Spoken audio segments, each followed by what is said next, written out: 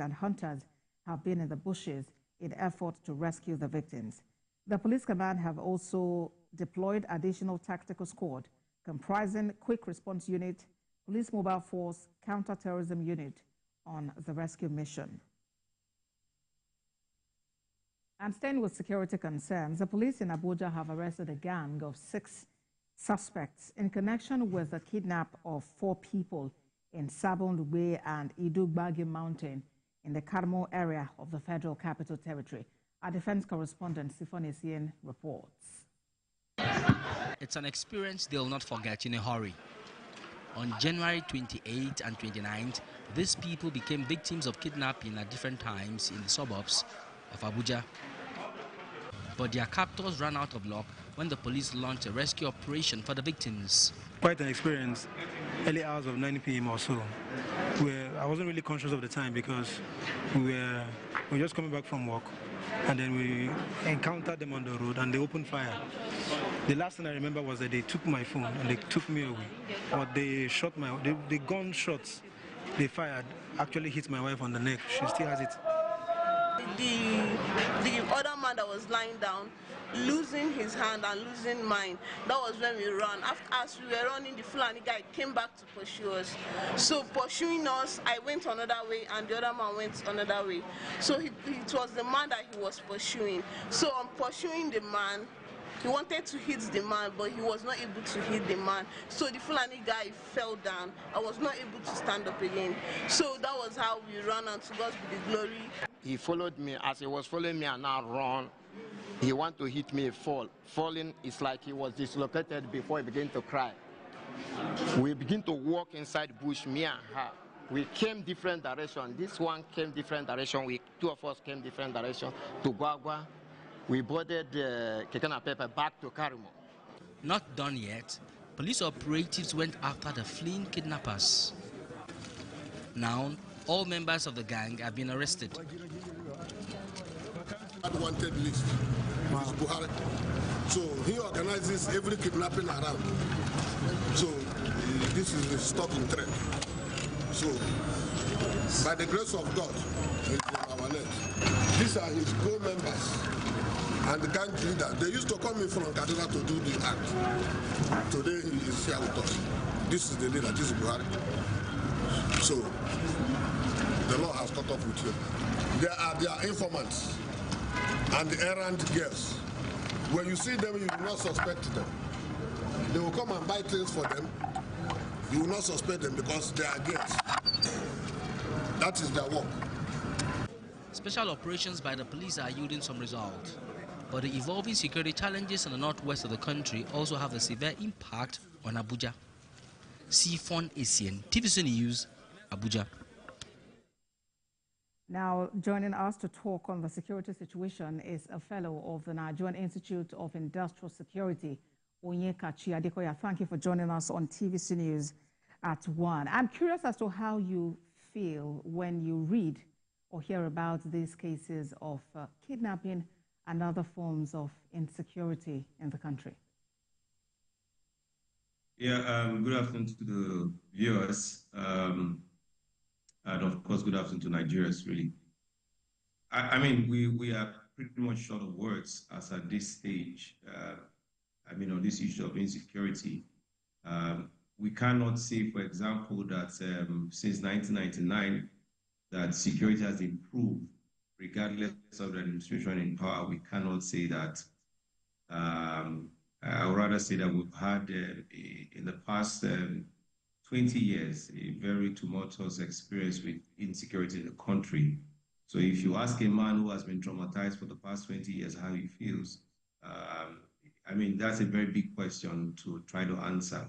But we're in the thick of it. The experiences are not good. And as your reporter said, definitely insecurity is worsening, as it were. But we're hearing some cheering news about security operatives apprehending some suspects. Is that an indication of success in the fight against insecurity? Yeah, so it's not cheering. I mean, as many as these people can take out of operation is good for us.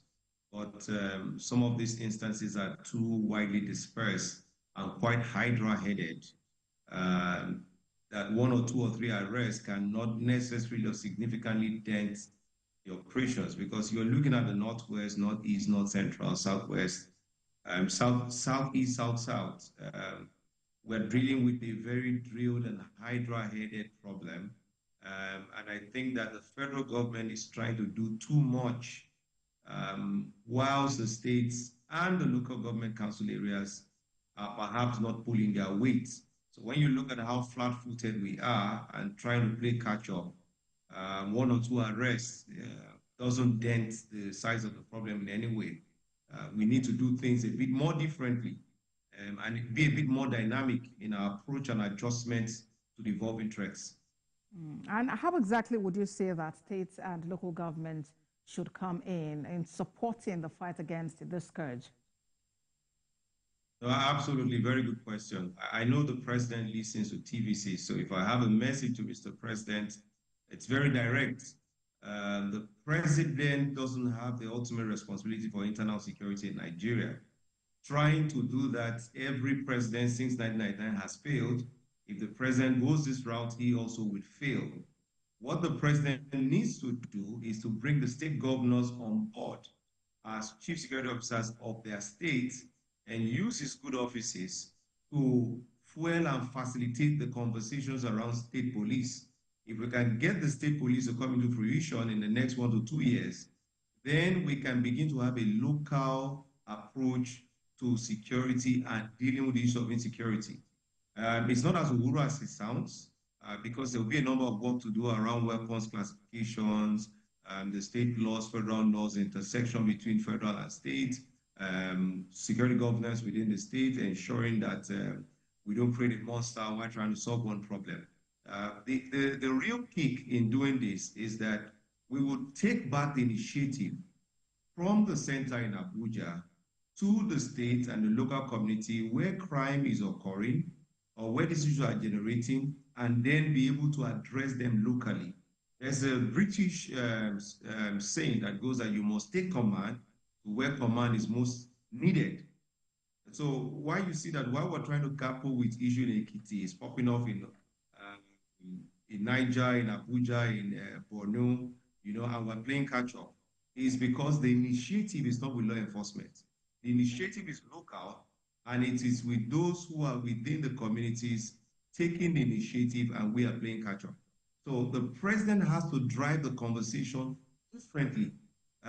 There's no big speak to security. Most of the approach to security, sensible approach, is a common local approach. So as long as the governors, the council areas are devoid from the initiative of the issue of security in the states and the subnational level, the federal government will be drawn all over the place. All right. And what we have will continue to happen.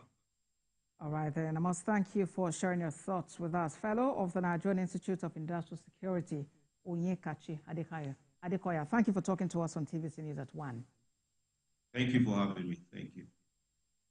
And staying with security, a university lecturer says until the communications network among bandit warlords is cut off, defeating banditry in Nigeria may not be feasible. Murtala Rufai, who has conducted extensive research on banditry in the country, worries that there is a yawning gap in efforts to curb banditry. Sifonisian has more. But the government needs to study very closely. Murtala Rufai is a lecturer at the Usman Danfodio University, Sokoto. The historian has done extensive research on banditry in Nigeria. He is attending this forum in Abuja that has brought together government officials from states in the northeast and northwest to share knowledge on how to curb the security challenges in the country. Top on the list of security issues are insurgency and banditry. As a student of history, I can tell you that there are lots of bandit families in the northwestern Nigeria that have been operating for over 60, 70 years. And with the emergence of modern banditry in 2011, for instance, we've seen these families actually transforming into the modern act of banditry. There are quite a number of bandits that need to be absolutely and completely wiped out. And also there are those that need to be talked to and they will list it. And there are also those that are into the act because they were forced to be into it. And also there are a lot of communities as we speak that are quote and unquote supported banditry because they are living under the regime of force. He worries that there are gaps in the government's efforts to tackle the security challenges. So it is a basic fact that they have a system. They have a command structure. They have a system in which they communicate and relate with each other. And that system of communication, unless that system of communication is broken, unless that synergy and relationship between these bandits, for instance, are absolutely broken and dealt with decisively, we cannot see the end of this problem. But the forum believe the Borno model presents a viable method for curbing violent extremism through a non-kinetic approach. Yeah, it will work because these people are known. They are known. And just like what the governor said, the drivers of this insurgency must be addressed. And that in the case of banditry, that could be addressed because there are some that surrender among them. Therefore, they are our children, we must accept them back and we must make use of them so that others will surrender, just as we are doing in Borno State. And I believe strongly that if we agree on some common things that we no longer want violence, we no longer want distance, we are going to end it. The resources to end it is there. The knowledge, the skills, the expertise to end this whole thing is there. All that has happened in the Northeast in terms of dealing with defectors, in terms of working with women and children affected by the conflict, in terms of all the policy decisions, initiatives, and structures that have been created, will to a very large extent benefit the Northwest so that they probably don't repeat some of the difficult challenges that the Northeast, particularly Borno State, have faced. The Borno model is a community-driven initiative that uses dialogue to persuade Boko Haram and ISWAP fighters to lay down their arms and embrace peace. The goal is for governments or states in the Northwest to borrow a leaf from the Borno State model of peace building. Sifon Essien, TVC News, Abuja. Still ahead on TVC News at 1. It's International Day of Zero Tolerance for Female Genital Mutilation, and the spotlight is on increased efforts to protect the life of the girl child. That's after this break. Stay with us for details.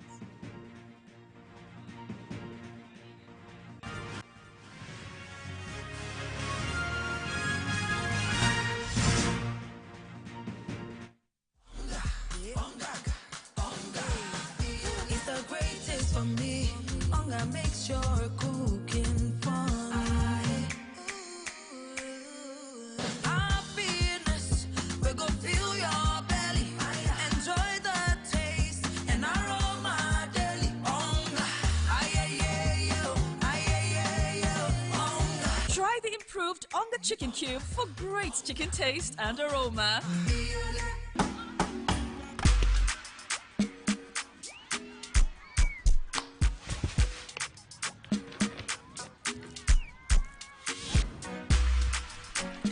House refreshment is goodness to go round. Introducing the Peak Yogurt Drink 1 liter Full House pack with more refreshment, which contains fresh cow milk.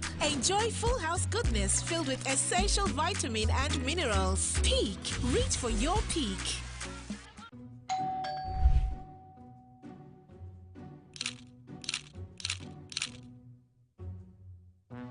Introducing the YouTube buffet plan from MTN that gives you an all-you-can-eat experience. Now you can enjoy over 10 hours of Nollywood movies, web series, and comedy skits on YouTube.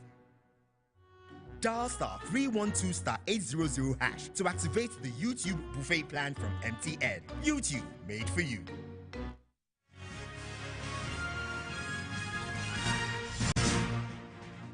Thanks for staying with us. Here is a reminder of our top stories.